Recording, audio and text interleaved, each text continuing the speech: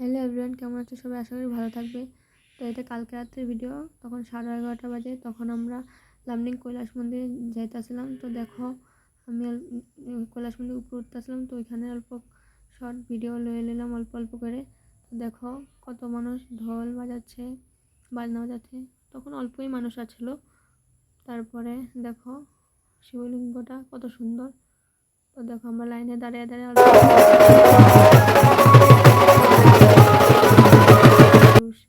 মেয়ে লোক সবাই নাচছিল। তারপর আমরা জল ঢালতে ফাইনালি ভিতরে গেলাম। এত ভিড় দেখো, কে কত জলদি দিতে পারে, মানে তো দৌড়াদৌড়ি লেগে গিয়েছে দেখো না। তারপর জলটা ঢেলে নিলাম। তারপর আমার জামাই জিজ্ঞাসা যে নারকেলটা কই ফাটাবে। তো তারপরে ওখানে জিজ্ঞাসা করে নিল কই, মানে নারকেলটা কোনানে ফাটায় জলটা ঢালবে। তো ওইটাই জিজ্ঞাসা করে, তারপর জিজ্ঞাসা করলো। তো ওখানে বললো যে ওইখানে নিচেই ফাটিয়ে নিয়ে তারপরে জলটা ঢেলে দাও। তো ফাটিয়ে জলটা ঢেলে দিল। দেখো তারপর ফুল বেলপাতা আমরা দিয়ে দিলাম।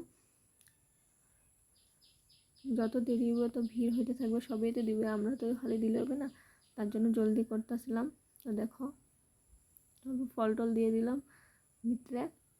তারপরে আমরা বাইরে এসে শিবলিঙ্গ সামনে নন্দীকে অল্প জল ঢেলে দিলাম। তারপরে নন্দীকে অল্প ফুল বেলপাতা দিয়ে দিলাম, অল্প বাইরে দিয়ে দিলাম।